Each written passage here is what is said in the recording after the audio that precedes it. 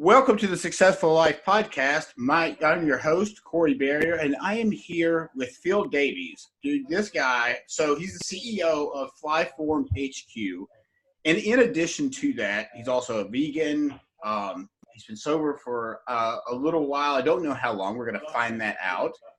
But I think one of the most interesting things that I've just found out about this gentleman who I admire is that, he's ADHD like me, which I didn't know, but he has a form of autism, which would have been never guessed in a gazillion years knowing this guy. So, Phil, I want you to dive right in and tell tell everybody listening, about, our prior conversation about the ADHD and the form of autism. I find this opened my eyes to quite a bit, one. And two, the ADHD part is so aligned with myself. And as you know, I've been sober for 10 years. So that also aligns.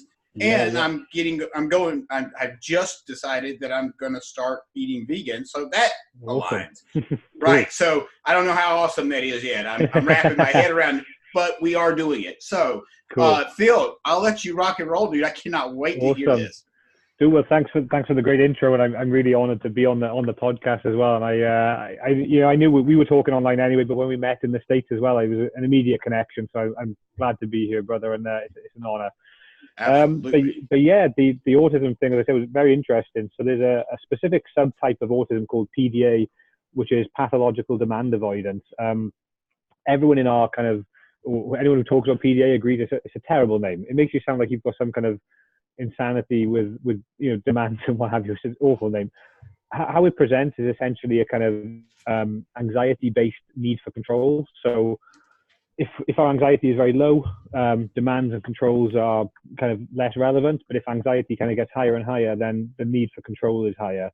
The kicker with it comes in the fact it's actually a bit of a vicious circle, because if you're a little bit anxious and then someone's either putting demands on you or removing the control, it kind of ratchets the anxiety up, which then ratchets up the need for more control, and you can't get it. So then the anxiety goes up higher, and this is where we see then meltdowns and explosions. So paint a quick picture of a situation that I'll give you an example with a child, because that'll be an easy one for me to pitch to you. So, and I'll use, this isn't a specific example for me, but I'll give you a generic one. So if, for example, I had a child with PDA, and I'm getting that, and a lot of PDA kids have trouble getting to school in the morning because it's a perceived demand. So they look like school avoiders. Where in actual reality, the really strange thing with PDA, by the way, is the fact that even demands you want, they still ratchet up anxiety. So if he wants to go to school or wants to go to a sporting match, even if he wants to do it, the fact is perceived as a demand on him he has to do still causes this anxiety inside. But if, for example, I came down and I'm getting ready for school, and I want the kids to eat at the breakfast table, for example, if I come in the room and say, breakfast is ready, up to the table, and I do that on a high anxiety day, that child could turn around to me and say, fuck you, I'm not going to the table, I don't want to, and I hate you, and melt. And sometimes it could be immediate like that. Whereas if I say, no, come on, we're going to the table, then you go head to head, and then you just start pushing each other up. Whereas if I come in the room and I say, hey, breakfast is ready, where would you like to eat this morning? Or would you mind coming to the table, or would you like to eat on the sofa? It immediately diffuses. It gives them the sense of control back. And I can give real world examples where I've gone into rooms before with kids with PDA and said, hey, breakfast at the table. And before I knew, I'd be like, dude, you're eating at the goddamn table. This is what we do in this house, blah, blah, blah. And it goes to war. You scream and shout at each other. The child doesn't get to school. You're not in work, and it's hell. And then when you learn about the condition, you then go in and say it one day, and all of a sudden you realize the anxiety's up. And I reframe it quickly, and I say, no problem, you can eat on the sofa. And you just see the body language changes, the facial expression changes, the serenity comes back. And a lot of the time then, the child will actually turn around and say, it's okay, I'll come to the table. Because they've got this perceived control back, and the anxiety has been relieved from them. They don't feel like you're trying to force things on them. Wow. So it's a really interesting, so you kind of start to learn these different techniques to still try and move towards the goal you need, but like I said, it does come down to learning the individual, because I know on certain days with certain people now, I can see if they're anxious and they're kind of having an anxious morning or day, and you just drop the demand. You don't even bother trying anymore. You just say, no worries, dude. Let's leave that. You leave it there. But on other days where I can see the anxiety is low, you then push a bit harder because you've still got to try and enforce those rules and principles that are going to be present in the real world when they go out to that real world one day. So yeah, it's a really interesting concept. So when did you figure out you said you had a birthday this week or last? This week, and my birthday was Monday. Yeah, so it was my birthday. Well, happy birthday! Thank you. Yeah. So my birthday Monday. I found out my diagnosis was last May, so about 18 months ago. Oh wow! So I had a family member that was having some challenges that we were seeing, and trying to manage with kind of behavioural responses. And it was a long old journey, a couple of years of trying to figure out, get to the bottom of it. And lots of misdiagnoses with this condition. It's actually a very common part of the profile is to be misdiagnosed with other things. And as we were going through that process, all of a sudden the similarities started to pop up between things I did and how I felt, and how this family member behaved and felt. And all of a sudden the dots started to join. And the assessors who were in the room were kind of like, they could tell, because they're trained for that. And I think though the really big component of that, which was the really interesting bit, was until I got sober, which was 3.5 years, by the way. So it's 3.5 years sober. Until I got sober, there was never any inclination of anything, because the constant kind of substances in my body, and not that I was using substances on a daily basis. At the end, it was a problem, but say for the first, from 18 to age 28, for example, sure, I would drink every night or smoke weed every night, but it would be an evening thing. So I go to work every day, I do my job, and then I come home and I hit the pub, and that was our culture, dude. Yeah. So that was what we did. It was functioning.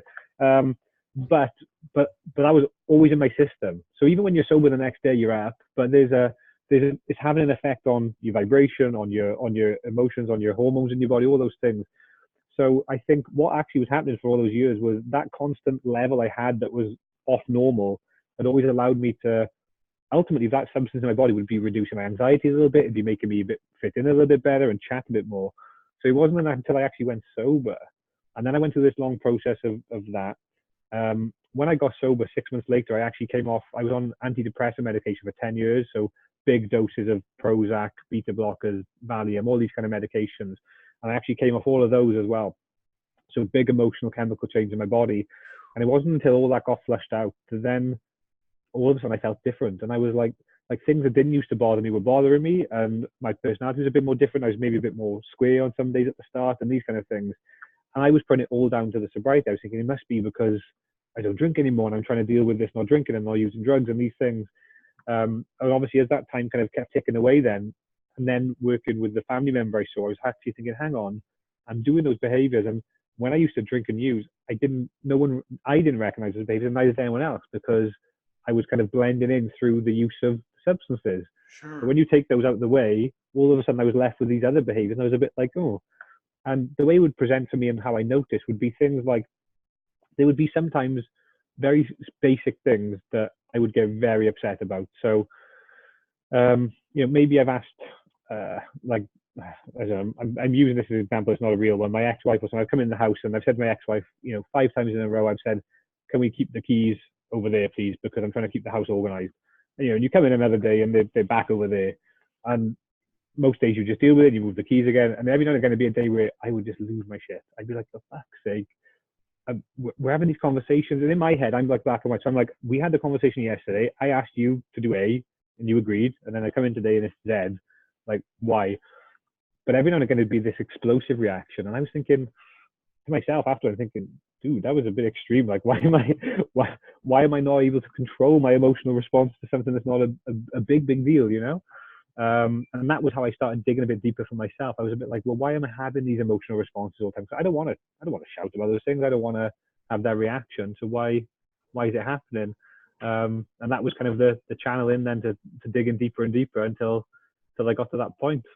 So just out of curiosity, how many people, I don't know the right way to ask the question, but how many people do you think, I'm sure you have done quite a bit of studying on this subject. Yeah. How many people are living with this PDA, so to speak, that have absolutely no idea like you? Yeah.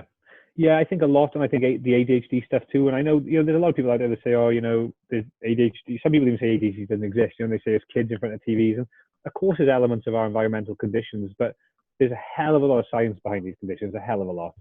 And I'll tell you what the scary thing for me was, and it'll be similar for yourself, that was when I got assessed, the lady said to me, there was like an IQ test and my IQ was pretty high. And she said, the thing that saved me is the IQ. And I said, what do you mean? And she said, well, because obviously she knew I'd been in a lot of trouble with the law and with other things as well. And she said, I bet you've had to talk yourself out of more situations than you can remember. And I said, you're damn right I have. You know, I could talk my way out of a lot. I still got in a lot of trouble, but the things I got out of and the level of trouble I got into relative to what I did was, and even with, if you think of jobs, like there were so many things I did in corporate jobs which should have been sackable offences, but I managed to, you know, not connivingly talk my way out, but I'd emotionally, I'd say, look, dude, this is how I felt. I didn't know why I did that, blah, blah, blah, blah, blah. And I'd get another chance. And what she said was, if people have the ADHD or the autism or the combination of whichever of those conditions, because ADHD, you know, with the kind of spontaneous behaviors we do and the impulsive things, and yes, you know, it causes people a lot of problems in society kind of conditions. And if they don't have the other side of the fence, the intelligence to talk their way through it or explain what's going on, they get fired, or even worse, they're younger. They're the kids that get kicked out of class in school. Like I got kicked out of all my classes in school, but they get kicked out. They can't talk their way back in like I did. Because I could get kicked out of class all day and go pass the test and be top of the school still. They couldn't. So they get kicked out of class. They get labeled bad kids.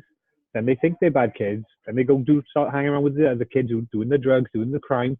Then they either become criminals or they become homeless. And she said to me, a huge proportion of homeless and people who are kind of dying on the streets are actually people with undiagnosed ADHD and potentially these autism conditions. And it broke my fucking heart. I'm emotional thinking about it now, because I was like, that's a sad thing to think about, where you can see that pattern where they're doing those things that maybe we did, but they can't quite get out of that trouble in the same way. And maybe their home environments are bad as well, and they're in that system.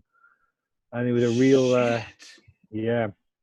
So that's definitely an avenue that I want to, over the next few years, I want to work in that space and try and dig into these repositories and see how much of those conditions still affecting them and things, you know, because it was a real, it hit me when she said that. She said most people with the severity of your ADHD was, and the other stuff you got with it, she said, unless most people would have ended up dead or in prison or homeless. And I nearly ended up all three of those at any given point, really.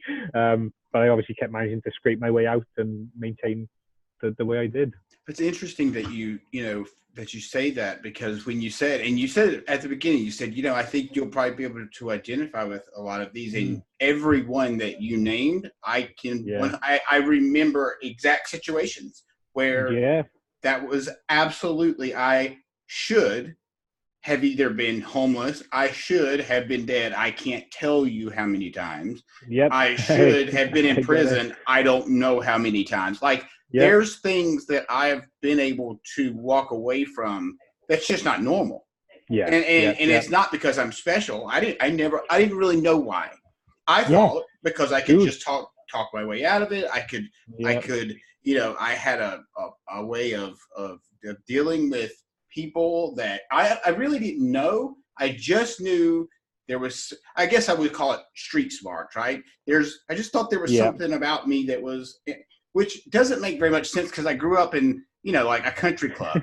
So, like, I don't know, you don't get really street smart from growing up on a golf course with, So you kind of do. It's weird. I know what you're saying. Like, because you've got that, with the condition, it gives you this different edge that people don't have. It's funny. That is, it gives you a speed. So, for sure. So, the next thing that I really, on the same similar subject, and we'll move on in a second, but this is just fascinating. I want you to tell me again the age group. I'm 41. Yep. You said you just turned 35. 36 I was, 36 Monday, okay. So tell the people listening what you told me about the ADHD and maturity. And so some of the recent findings are kind of talking about emotional maturity. And what they're kind of saying is that neurotypical males are typically emotionally mature between 12 and 18 years old. So when they go into that, I guess, that typical puberty phase and becoming a man, their brains are emotionally maturing at the same time. So they get at least like a baseline level of emotional maturity. That's a normal guy. Normal guy. So normal guy, average. That's how they kind of look. So 12 to 18. And then ADHD males, with the science at the moment, is showing more around 28 to 35. They have this emotional maturity spurt. Literally 10-year difference in from where it ends for a normal person to where it begins for a person like you and me. Yeah, and if you think then of especially, this was very true for me, but I think a lot of people is, if you think of how much more turbulent relationships are for young males with ADHD, like in those 20s and stuff, in terms of jealousy and arguments and whatever those emotional factors may be, which all affected my relationship, it makes perfect sense. And funnily enough, I was I'm in an ADHD group on Facebook for entrepreneurs. I'll send you the link actually later. And I did an interview with them. And someone posted this week saying, do you think, do any of you guys keep seeing a pattern where ADHD entrepreneurs are late bloomers? And I was like, absolutely. Because for me, it was like, I did really well in corporate world, kind of on paper to what people thought of, but not by what I knew I was capable of.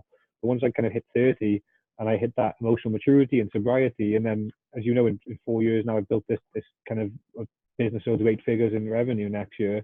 And seemingly out of nowhere, it looks like nowhere, but obviously I've had all the kind of build up in the background, but didn't execute. But I am seeing a lot more people with this kind of condition who hit more 30s and then to 40s, and then they start to boom because they've managed to level off. They've leveled off the kind of the negative side of the condition, and then they get the benefit of the positive side of the condition, which is being sometimes a lot faster than other people, a lot quicker to get to solutions, a lot more creative, a lot more energetic, Like I harness those bits now as best I can, and I get to drop the bad bits. So it gives me kind of an advantage now, not a disadvantage. Sure. So, yeah. Wow. Okay. So, I think about lots of times, I think about all the things that probably you have gone through and that I've gone through in my life. And I think about, I burned a barn down when I was 10 years old on the golf course. Yeah. I've been caught with 4 ounces of cocaine and didn't go to prison. So that's a great example. I've had 3 DUIs. I've talked myself out of more than 3. Yeah, because it's that impulsive behavior. It was just like the rule book goes, and like it doesn't apply to me, right? Yeah. That's how we see it. But I look at all those things, and I've talked about this before, but I've never linked it to this. Yeah. So I just take it. I look at all these things, and I think, well, those are what have made me the person I am today, and that is, you have just really solidified that fact.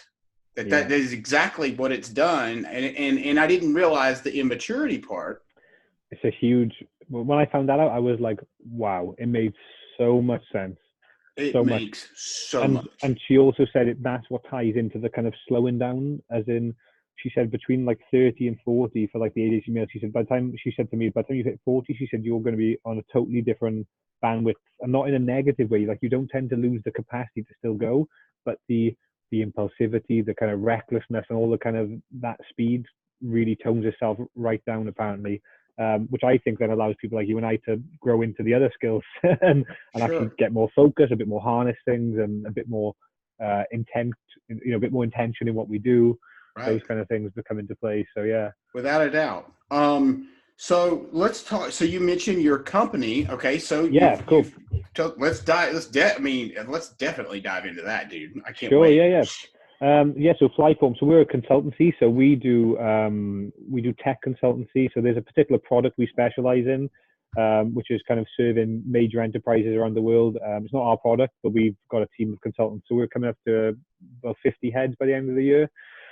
And we basically go into these major organizations. They're all the kind of top firms in the world. People even like Disney, Apple, those kind of companies are kind of using the product. And we'll go in, we'll talk to them about the business challenges they've got. We'll kind of get a big whiteboard up. We'll draw out these challenges, these processes, and then we'll basically take this piece of software and we'll tailor it and tweak it and build custom stuff on top of it to solve those challenges and also maybe automate them. So an example being, I use a Disney example, like a Disneyland, when the popcorn is really high margin, so Disney love keeping those machines full. When it gets low, it'll send an automatic message to our product and say, popcorn's low, machine 25, and it'll tell a field engineer to go to the machine and fill it up, and he'll go do it, there's one example, or it could be someone new joins an organization, and rather than someone's got to go and create an account and order a laptop, you click a simple button and the machine goes and orders a laptop and deploys the software and sets the accounts up, and all automated basically. So it's basically trying to give control and efficiencies to companies. We work a lot in big enterprises, big government sectors, and But Wow. so it's a growing space. It's been good. We grow at least, we'll grow another 100% this year. We'll grow 100% next year. We've got our kind of plan for that already. We're going to keep doing that, but we've got a lot more stuff we're going to bring into the mix over the next few years. But that's very much the core of the business right now. That's really cool. So, so how do if you've grown from, an idea, so to Yeah. speak, in 4 years to an eight-figure, didn't you say eight figures? Yeah. That's a pretty massive. I mean, how do you get that? I mean, it's a massive growth in that short amount of time. How have you, I mean, because we think similarly, because my God, we're very similar people. Yeah. How do you, okay, so a lot of people sabotage their success, right? Because if they get too successful, they screw it up. How have you, and this is speaking to the people listening, how have you harnessed, so to speak, that a massive amount of growth without messing up, I guess, for the lack of better words? Dude, we mess up a lot. Like, we've messed up a lot on the way. So, but I've learned that those mess ups are just the best things that ever happened to me. I look at them every time we have a big mistake now. Like, we had a big one this year. We had this big kind of issue in our accounting, which was a real stinger, and it was painful. But what I say to the team all the time is, I'm glad it happened this year when you're going to do like 5 or 10 million in revenue versus happening in 3 years when you're doing 100 million in revenue, because it's going to cost a hell of a lot more to fix. Absolutely. So now whenever I look back at those little problems that we faced and those mess ups, I'm always thinking that was a gift, because I made that mistake and it cost me 20 grand or 50 grand, not 2 million or 5 million. And that's a big one for me. So I just tell everyone, I mean, Marcus Anderson is in the accelerator as well. Yeah. He's my coach. And he talks about, his book, The Gift of Adversity. So now whenever we're having an adversity, I'm telling everyone there's a gift in here somewhere. Let's find that gift, because you grow through mistakes. The mistakes will keep coming. If you're not, Tony Robbins talks about the problem cycle. And he basically says, if you're not having problems, you're not growing, because through growth comes problems. And the way we address problems is, are they normal problems? Are they kind of abnormal, or are they pathological problems, which is something that Tony teaches? And what he kind of says is, a normal problem is, for example, if there's a baby that's 6 months old and it can't walk to go and get something, is that normal? Yeah, it's a problem, but it's a normal problem. If there's a 5-year-old child that can't do it, maybe that's an abnormal problem. If you're an adult and you've had a big accident and you can't move, this could kill you. It's a pathological problem. And basically, we triage our problems. So, okay, we've got a problem. Okay, is it going to kill the company? If yes, let's prioritize fixing that one. If it's abnormal, a bit lower. And if it's normal, it's just part of the process. But you'll fix those problems. And the whole point of the problem cycle is you fix the problem and you go back around and you get a new one. And usually the problems get bigger and different in different areas than you're used to, because of the nature of growing the business. So the sooner you just learn to embrace the fact that problems are going to keep coming, we're going to keep fixing them, and bigger ones are going to come. And then you realize actually that the bigger problems I'm getting probably means the better I'm doing, and the bigger I'm growing, the sooner the mind can adjust it. That's right. So I'm glad you brought up Tony. So when did you start on this personal development journey? Is it safe to assume it was with Tony? It was, yeah. So good question. Not very long, actually, which is I actually keep doubting myself and rechecking my dates. But basically, the first Tony event I did was January 2018. So it was last January. So and I'll tell you the path I got there, because it actually ties into the self-sabotage kind of journey you asked about in a way, which was, so we set up Flyform 2015. We did no business. We were dormant. 2016, we did like 100K. By the way, it was a side hustle. So I didn't realize it was a side hustle at the time, but I set up the business alongside. I was kind of out consulting as an individual, trying to get sober, get my meds, and basically pay my mortgage. And I saw this gap in the market. We set up the company. We had the idea. I approached a friend of mine. I said, look, I got this idea. I'm going to do this. I'm going to need you to kind of support me, because I'm a mess.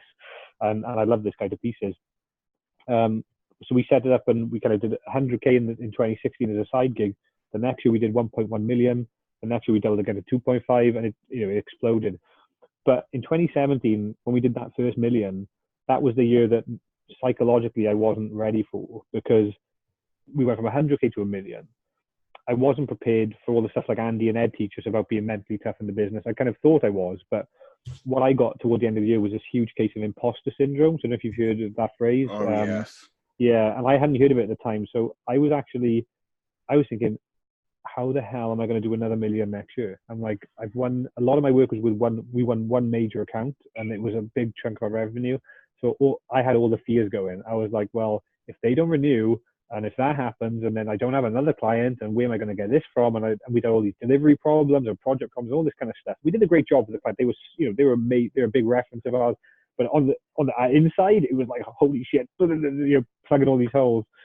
And it broke me, dude. I remember sat at home at my laptop like this, and I was just crying. I was staring at this proposal. I was just crying and crying. I was like, I was ruined. So I'm Googling phrases like entrepreneur, not, can't really make it, or entrepreneur feels like a fraud. All these kind of phrases. I was trying to verbalize how I was feeling about this fear.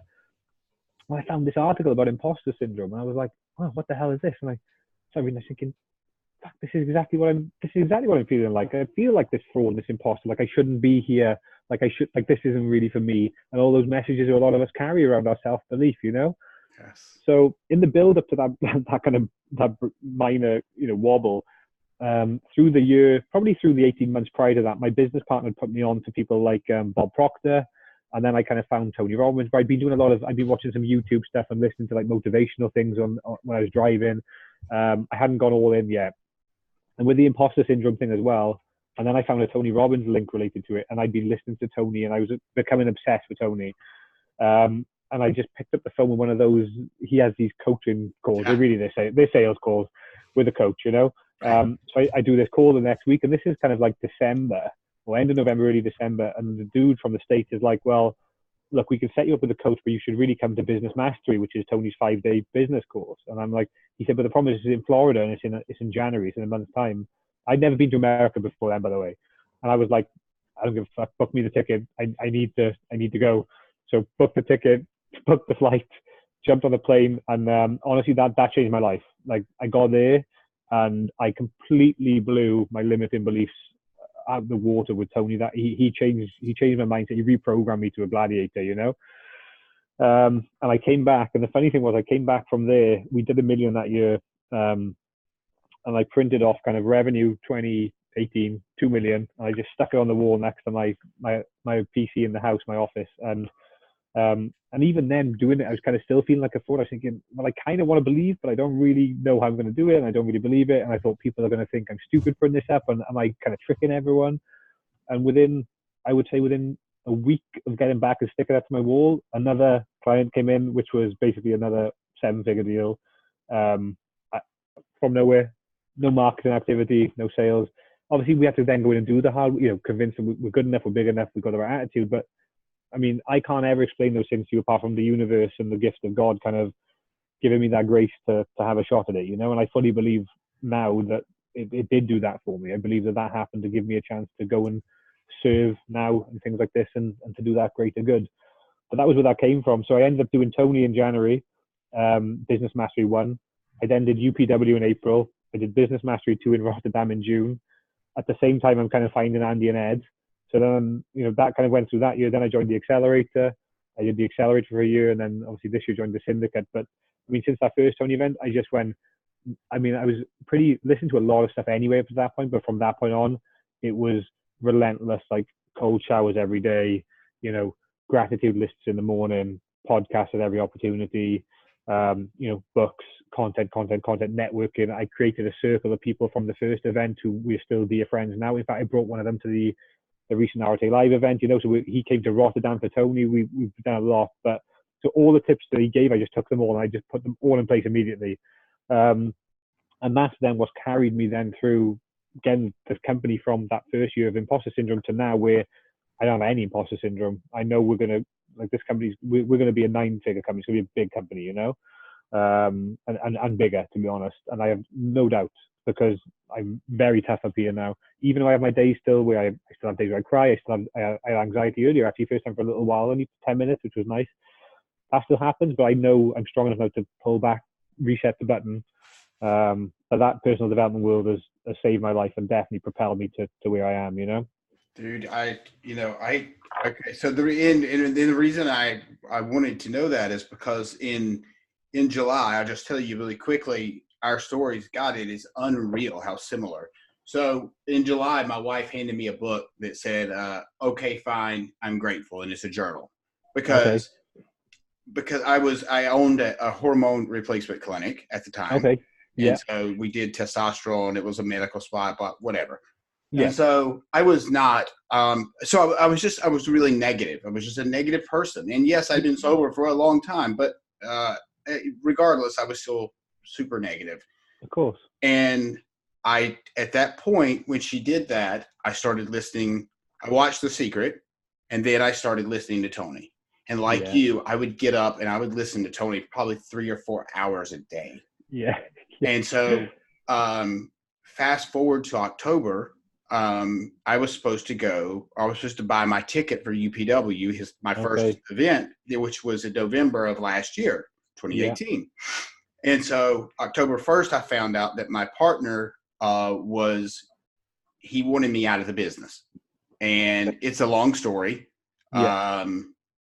And I don't really, there's no point in me getting into it. But the reality, what I found out about myself after that is, so my wife bought me the ticket. I Yeah. didn't get paid that day, so I didn't have the money to buy the ticket. She bought the ticket. It was very emotional. It was one of the nicest things Yeah. anybody's ever done. That's And I brilliant. went to that That's event, beautiful.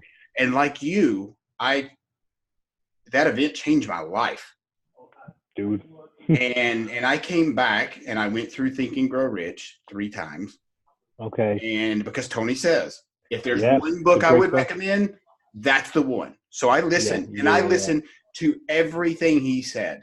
Yeah. And so for this, for the last year, got my NLP certification.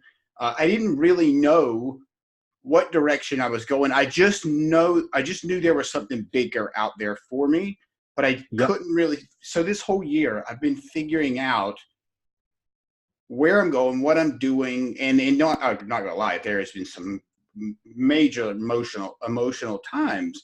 Yeah. But I owe all of that to really Tony and his guidance through. Yeah. For sure. And so I went and crewed in January, or no, was it January, March? I don't remember what month it was. Yeah. Sometime earlier this year, and that was amazing. And then coming to Arate Live was when the switch really happened, because I told myself prior to coming, I said, I don't know how I'm gonna. I don't have anything to offer. Like I don't even know what to call myself, because I've got all these skills, but like I don't know what I'm doing. Yeah. And so I had to convince myself I said to myself, you know what, I'm going to go there with no expectations. But let me back up for a moment. So how I got there is the tickets went on sale to the accelerator, and I told my wife, and she said, well, would I figure out the money? 30 seconds after that, Leanne Saunders FaceTimed me. Oh yeah. I don't do FaceTime, so I didn't answer the phone. And so she texted my wife and said, hey, you need to answer the phone. So I answered it. And she said, Corey, I want you to be my guest to the event. And so amazing. It's such lovely people. I bawled. I mean, I can't even tell you. And from that moment, my life has done a complete 360, and we're talking weeks ago. Yeah. Like my life has just changed so That's much. amazing, dude. And so that, kind of leads us to where we are here, but it's unreal, the similarities of how our journeys are the same. Now, let me ask you, getting sober. I'm so happy that happened to you, by the way, bro. I'm really happy. And I love Leanne as well. She's amazing. So she is. And Chris is such a great dude. And they're just, and she didn't have to do that. Of course not. It's just nice, man. She said, I couldn't think of anybody else. You deserved it, dude. I was supposed to be there. And I journaled about being there. I knew I was going, but I just didn't know how. Visualization. Yeah, exactly. Yeah, for sure. Yeah. So, so what do you do to stay sober? Let me ask you that really quick. Yeah, so I actually started my journey kind of through AA and CA type groups, so Alcoholics Anonymous, Cocaine Anonymous, these kind Yeah, of, the 12-step programs. And they were, and I do promote those to everyone, by the way. I think 12-step is a good program for a lot of people. For me, I needed more, I think, because my desire to not conform and to find my own way is very strong, which is probably, a gift and a curse. But I actually did a lot of CBT therapy, so that was the game changer in my life. So what is I it? actually CBT, cognitive behavioral therapy, so kind Okay, of yeah, talk, yeah, like talk therapy. But I had talk therapy with an addiction specialist, and he was a very practical therapist. So rather than it being sessions about let's dig into your childhood and get the patterns right away, it was what's kind of fucking you up this week, and what can we do to help you not feel so much in a knot about that particular activity.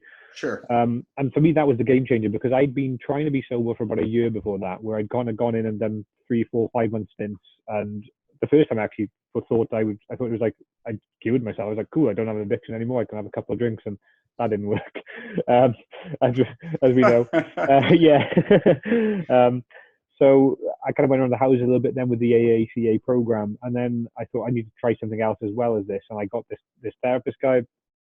I'd been sober since I met him. So I got sober the week before I had the appointment. I actually missed the first one with him because I'd been on my final frontier trip, was the night before. So I went in the week later. Since I met him, been sober since. But he was a game changer for me because he taught me, first of all, I could talk around those week to week problems. I had somewhere to go and kind of offload a little bit, but also get practical advice on my relationship at work, things that would bother me, upset me, and actually he would give me practical tips on how to reframe, how to say things, how to try and sort. Sure. But he also gave me the edge around the medication because he was one of these therapists that he's not pro medication, he's not anti medication for the right people, but he's not someone who just wants to write you scripts every day. So Right. when I was there, he kind of said, Doug, you've been on this medication a long time. Do you feel like it's doing anything for you? He said, because you seem great to me, and I don't know if after just a few months, he was saying how great I seem. So I was like, well, I thought I'm on this stuff for life. Literally, this is 8 years, 10 years in at this point, whatever. And he said, look, I think you could, if you wanted to, he said, you could probably try and start giving yourself a program to reduce this down and see how that goes. And obviously, as we do with everything in our way, I was like, okay, mission accepted. Right. So I spent about 3 months tapering the meds down super slowly. So every couple of weeks, I dropped the dose like a micro bit and a micro bit and a micro bit. But I never thought I'd be able to do that. And that, again, was huge to me. I mean, that getting off that stuff, by the way, for me personally, was as hard, if not harder, than alcohol and cocaine. It was a hugely traumatic experience. I was having seizures and like brain fits and stuff coming off Prozac. Wow. And then I think I'd been on it so long that my emotions had been so numbed and Yeah. changed by the medication. I didn't think they had, which is ironic looking back. But when I came off it, dude, I cried every day for about 6, 12 months, like sometimes 5 times a day. My emotions were just shot. My nerves were shot. Coming off all of that stuff together that year, I was sleeping like 12 hours a day, every day, 7 days a week. The only reason I was getting up in the first place was because I had to keep going to do the job to make sure I kept the mortgage and the kids and kind of, maintain everyone. And my wife at the time was, huge benefit. She was hugely supportive and she just ran the house, ran the kids. And she knew I needed to just focus on getting to work and then getting home and sleeping because my body and my mind were going through this huge repair phase. But all that was due to that therapist. So having him to guide me through that was a game changer. But then I think what kept me then going was I kept working with him. So I didn't need to, he was very good because he wasn't like, look, I don't want you to come here every week for the rest of your life. I want you to come when you need to come. And if you're better, don't come.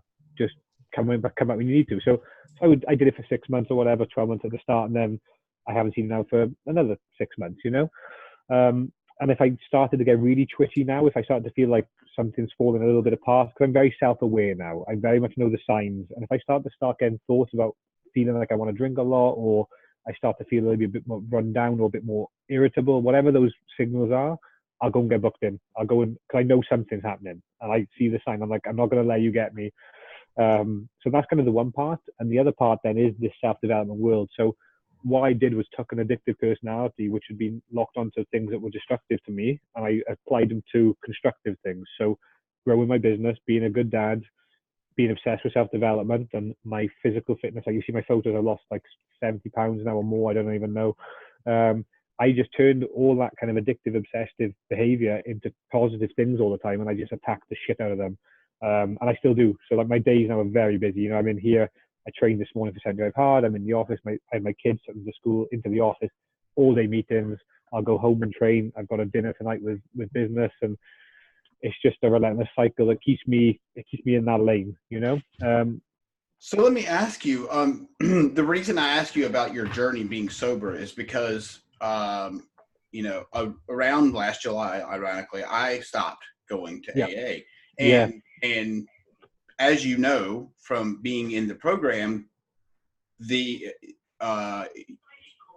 understanding is pretty much you're fucked if you leave. I mean, pretty much you're going to fail if you leave. So, So I believe, and I'm starting to speak out a little bit more about this because of, you know, there was a fear of speaking out about, you know, I think AA absolutely helped me get to where I am, but I do believe that there's a time that you can, that you need to, there's a mindset that should shift or needs to shift, or I hope shifts for other people, that gets them to a place where they're ready to grow out of AA. They're ready to grow out of CA. They're ready to look into something a little bit higher, a little bit more. I agree. You know, and so a lot of people. It's exactly my problem with AA and CA too, and that's why I struggle to stay there, because I think for me, it's very difficult when I fight myself on it all the time, because the big thing for AA is obviously giving back, because when I'm there, I'm helping the newbies get sober, and I'm showing them what can be the art of the possible. And that was a big part for me, but it also, for me, it was very challenging mentally and on my soul to be, a lot of people, like I say, they make their lives about AA. So you're in the program, you go X times a week, you communicate and hang out with the AA people, and if you leave the program, oh, you're never going to make it, and those kind of mentalities. And for me, I was like, because I'm like you and I'm RTA, it's like, I'm sitting there thinking, no, dude, like, I get that we've got to hand control over to God and the universe and whatever you believe in is up there, but I'm still in control of the bit that I've got. And I can decide to be driven and successful and this and that and that, where a lot of the guys in there were like, well, I can't go and get a better job. God doesn't want me to have one, or, you know, I'm in the program, and it's very tough. And I think you're right. I think ideally people should be able to grow through that program. You know, you'll always need people there to mentor those young ones, but I think it's a good thing if people can get out and have a life outside of it. Like, I still go to meetings now, but I'll tend to, because of my travel schedule, I'll pick up a meeting a month or here and there, and there might be, I do a meeting in London next week, and then this week it might be a local meeting. When I was in Vegas earlier this year, I went and did a meeting in Vegas because I was having a bit of a time thinking about it out there. Sure. You know, so, and I still do that, and I like to interact with those people, but I don't make it part of my, it's not something I have to religiously do 3 times a week and live in that mindset anymore, you know? So what do you think when I say subconsciously, what do you think it's doing to our minds when I stand up and say, I am an alcoholic over and over? Someone said that to me the other day. I can't remember who I was talking to, and I had a similar conversation. And I think there's a lot of power behind saying that, in terms of the power negatively on you to keep repeating that. Yes. So, like, even when I was in the program regularly, I actually got to the point where I would say, my name is Phil, and I'm a gratefully recovered addict, because I didn't want to sit there and say, my name is Phil, and I'm an addict every week, because I do believe what they say around it being a disease. I do think there is something in certain people's genes where if you put half a lager or a beer in me, dude, shit's going to get real wild real quick. Like, there's a switch is going to go, and it doesn't have a normal reaction on me in a lot of cases, you know? Sure. And I think that's genetic for whatever reason. I don't care what the reason is, it's in there. But I also don't believe that I need to stand up and let that be my label and control me every week, in terms of, I'm happy for the label to hold it, to tell people my journey so I can help them. Sure. But I don't need to sit there and make a sob story about I'm this addict and blah, blah, blah every week and have that battle. It's dangerous. It's dangerous. Really, you know, I think it's good to, I think at the start it's good to say it, because you're going to acceptance of, I've got this problem, and I'm accepting I've got this problem, and I'm publicly saying it, and I'm going to do it. But there should be a way where that changes to a better phrase at some point, you know, like, I'm a gratefully recovered addict, or I'm a formerly, whatever the thing could be. Sure, you know? Sure. So I was talking, you know, I've been thinking this way for a while, but you know, I spoke to a friend of mine, one of my best friends, and he's been in the program for 18 or 19 years, and he was like, you know, I had a whole Facebook post I was going to do about it, and he was like, Corey, he was like, look, he said, do whatever you want, but the backlash that you're going to get from people is going to be greater than you are anticipating. And so it prevented me from posting that day. But more and more I've thought about it, and the more I've learned about my mind and your mind, and how our brains work, and the words and the neurolinguistics. I had this conversation with a doctor and she's a doctor of divinity. Long story. I'll send you her link. She's pretty. Cool. It's pretty cool. So I asked her the same question. What if there was an outlet for people outside of AA that are like you and I, and are like her, that are like, there's a place, or there's a thing, or there's a group, or there's something, because there's not a lot, really. There's nothing. No, there's not. And so I am in the process of developing that. Awesome. And that's so amazing, dude. I don't think it will change the game for a lot of people, because as you know, the percentage of people that stay sober is not very high. It's not good, and it's not for AA either. It's not when you look into the actual data. It's lots of stories around it. And I think you're right, because you can see such a difference even in the AA groups, and I see this in Britain, and I saw it in some really funny ways, right? Because where I live in Wales, which is kind of economically weak compared to, say, London, so we're in an economically deprived area. Okay. So you'll go there and there'll be lots of like people who don't have money, and maybe they've been homeless and drugs and this, that, and the other. And it's that kind of problem mindset. And you go into London, and if I go to a meeting in Chelsea, an AA meeting, and it's like the guy's crying because his Ferrari's been repossessed, and the girl, seriously, dude, and you just see these, even in those levels, you see different, a big, broad spectrum of people. But you say there needs to be another level again for where people have got kind of, you know, growth mindset and RTA mindset, where they can go and be with people themselves, and actually people who can say, hey, we've been there, and we can still do all this, and everything's going to be okay, look, you know. And it's a nice message for people to see, and who've got that drive inside, and you still don't feel like you're quite in the right place. So that's awesome, dude. Absolutely. I look forward to watching that. Yeah, it's going to be really, man. It's going to be really cool. So what made you decide to go vegan? Just out of curiosity. Yeah. So for me, being vegan was all about the animals. So I was raised vegetarian. So my mum was kind of an ethical vegetarian, and for me, veganism, I'm an empath as a person. So I'm highly sensitive to emotions and feelings and stuff, and I tend to take on anything that bad is happening. I feel it, you know, and that can be humans, but for me, it was also with animals. When I found out the truth behind kind of the industries and all the stuff that was happening, I couldn't bear to be kind of complicit. And that was kind of my main driver. But the great thing for me when I got into it was the health benefits and the energy benefits and the stuff that came with it just fitted my journey perfectly. Because going back to like the drinking thing, I tried to go vegan when I was 18, okay? And back in those days, there were no vegans, and there was not really much internet. So it was a very challenging time to do it. And then over the next 2 months, I would try, and I would keep do it for 3 months, 6 months, 9 months, fall off the wagon, you know, dairy. And the funny thing was, I didn't realize till I got sober that my willpower when I was drinking, even when I was just drinking as a normal person drinks every day, no willpower, no, weak in the mind, dude. You know, as soon as I got sober, I was like, well, hang on, if I can get sober, and then I got off these, like, as soon as I got sober, I was like, well, if I can do that, I can do anything. So I went vegan immediately at the same time. I was like, well, I can do the vegan thing at the same time. So I just cut that out. And after doing those two, I was like, well, and then I quit those antidepressants, and I was like, holy fuck. And then the same year, I quit smoking, and then I quit caffeine, and I just fucking I decided to rid my body of every toxin I could as much as I could. You know, I still have treats, dude. I still have days where I binge on fucking sugar when I shouldn't, you know. So I'm not like, but I wanted to be as level as I could be at all times and maximize that. So for me, going plant-based, it was interesting because, like you, even though I wasn't a meat eater, I was a big dairy eater, dude. So I was, you know, back before that, it was lots of beer, pizzas, cheese and chips, all these kind of, you know, things. So it was a very strange process for me, but I actually enjoyed it because going vegan forced me to relearn eating, because I was like, well, what do I eat? Right. So then I had to start. So I started cooking again, and I started like buying ingredients and actually cooking meals, and then all of a sudden I was opening up, because I had to put effort in.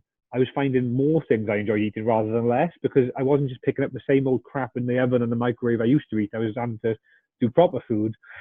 Um, and then all of a sudden I started to notice my energy was going up and up and up. And then, so like now, for example, I intermittent fast every day. So I do 16/8, and I've done that for 2.5 years.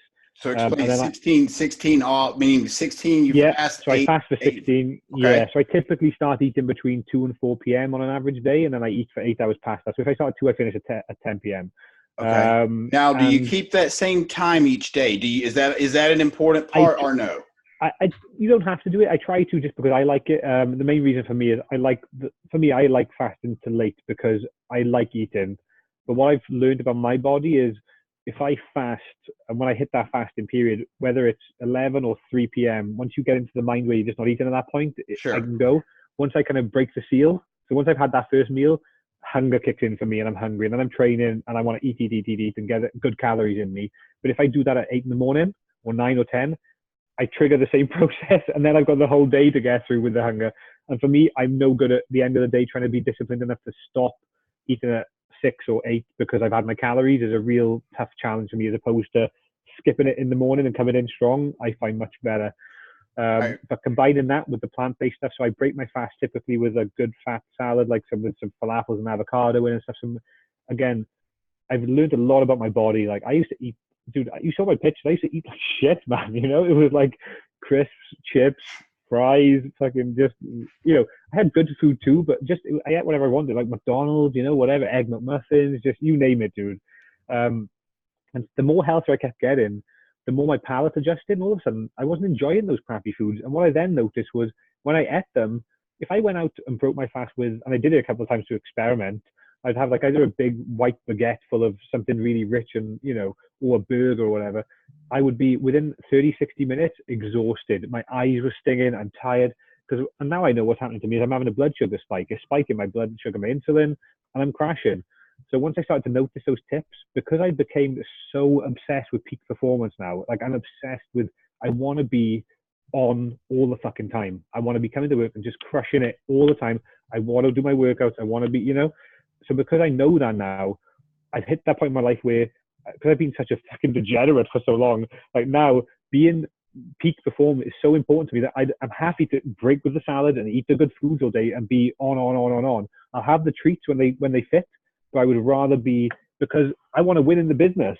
Right. It's more important to me that the business wins and I get to do my business and my charity work than it is for me to eat the tasty, shitty foods and have that kind of day, I get it. So yeah, the plant-based stuff was huge. And then, when I cut the alcohol out, I went on to like lots of soft drinks first of all, because I was trying to replace it. And then I was trying to make them healthier and healthier. Now I drink water all day, every day. It's probably 99% of what I drink is water or sparkling water. Sure.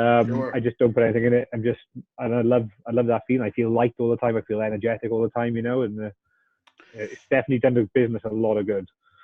I think that is such great. I mean, you have really given me so much information today. So let's wrap up with this. What would you say has been one of the most defining points in your life? If you think back over the last, let's just say 10 years, what would you say has been the one defining moment that pops out in your mind the biggest? I think for me, where I'm at now is still deciding to be sober, making that decision where, like Ed and Tony will talk about it, where in life our behaviors are mainly driven by either trying to obtain pleasure or to avoid pain, And for me, I got to that point where in that build up to sobriety, for me, with all the anxiety, the depression, the meds, the booze, the drink, the drugs, lots of like anxiety, depression, lots of suicidal thoughts all the time, lots of shame, because you get annihilated, and then you do stuff, and then you wake up and you go, what the hell did I do? And then you hate yourself for doing that stuff, and then you go back into the cycle. So then you use again, and then you hate yourself for using. Right. So lots of self-loathing. For me, when that pain was enough, where I couldn't take no more of that pain, and I must have hit that point where I didn't want to die, and I was like, well, I've either got to do that or I've got to get sober and try this. And that was the pivoting for me. That was the moment, because it's not just getting sober and then not doing those bad things or this, that, and the other. It's self-awareness. I was numbing my mind. I was numbing my emotions, numbing my mind, lowering my vibration.